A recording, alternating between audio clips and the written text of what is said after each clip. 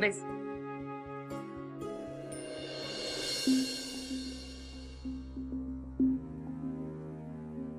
મમ્મીજી, તમે શાંત થઈ જાઓ. ખબર નહીં ઓલા મિહિરે આપણી કોમલની માથે કેવી બુરકી નાખી દીધી છે. કોમલ એની જ બધી વાતમાં હાય હા કરે છે. તને ખબર છે એને મને હમણાં શું કીધું? એને કીધું કે મમ્મી, તને મારી જિંદગીમાં દખલગીરી કરવાનો કોઈ અધિકાર નથી. પણ મને તો એ નથી સમજાતું કે મારી આ વાઘણ જેવી દીકરી આમ ગરીબડી ગાય શું કામ બની ગઈ છે? એવું તો મિહિરે શું કર્યું? હા મિહિર, બસ હું કોલેજ જવા નીકળી જ રહી છું. હા બાબા હા, મંગળસૂત્ર પહેર્યું છે અને સિંદૂર પણ છે. જો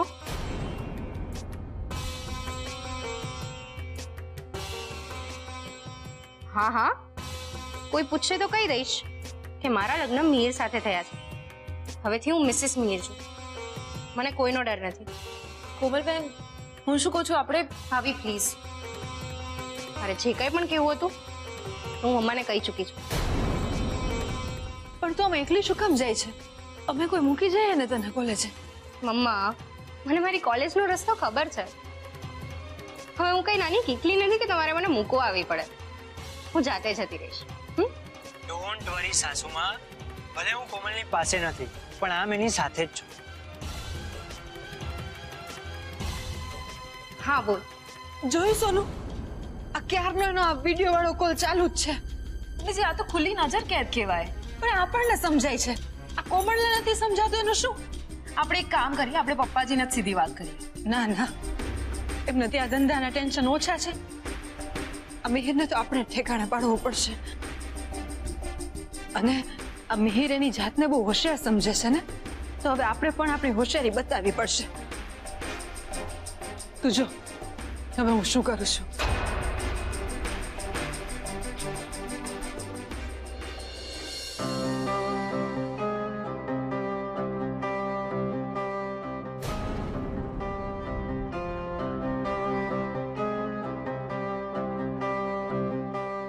એ કોમલ, શું થયું અચાનક? હા, કેમ રડે છે?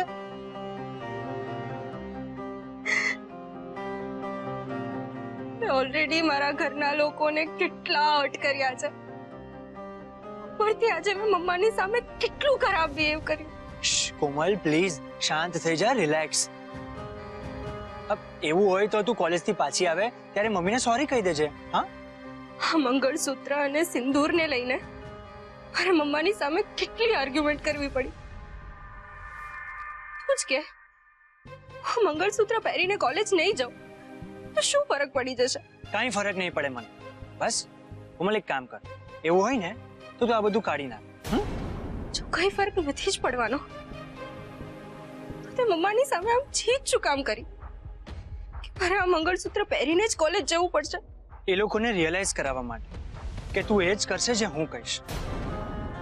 અને સોરી પણ કોમલ, એ લોકોએ મારો આ એટીટ્યુડ તો સહન કરવો જ પડશે. કોમલ, તારા મોમ ડેડ પોતાની મરજી પ્રમાણે તને કઠપૂતળી બનાવવા માંગે છે, જે મને નહીં ચાલે. અને તને પહેરાવેલા મંગળસૂત્રનું મહત્વ એ લોકોને સમજાય એટલે જ મેં આ બધું કર્યું છે. કોમલ, જ્યાં સુધી તારા ઘરના લોકો મને સાચા દિલથી એક્સેપ્ટ નહીં કરશે ત્યાં સુધી એ લોકોએ મારો આ એટીટ્યુડ તો સહન કરવો જ પડશે. સોરી. પ્લીઝ મીર, તું આ બધું નહીં કરે તો નહીં ચાલે. નહીં જ ચાલે.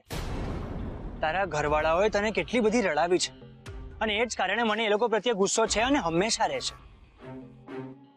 એ બધી વાત ભૂલી જા. ચાલ તું ફ્રેશ થઈ જા. અને એક કામ કર કોમલ, આ મંગળસૂત્ર છે ને તું તારા ડ્રેસની અંદર રાખી દે અને આ તારું સિંદૂર કાઢી નાખ, એટલે તને કોઈ સવાલ જ નહીં કરશે. બસ. Are you sure? જી પાછો તો તું ગુસ્સે નહીં થાય ને?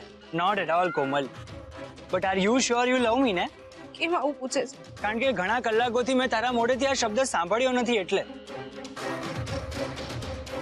એ કોમલ, હસવામાં પણ આટલી કંજુસાઈ કરે છે. ચાલ જલ્દીથી આઈ લવ યુ બોલી નાખ. એ કોમલ, જોયા શું કરે છે? ચાલ જલ્દીથી આઈ લવ યુ બોલી નાખ. બોલ, આઈ લવ યુ બોલ.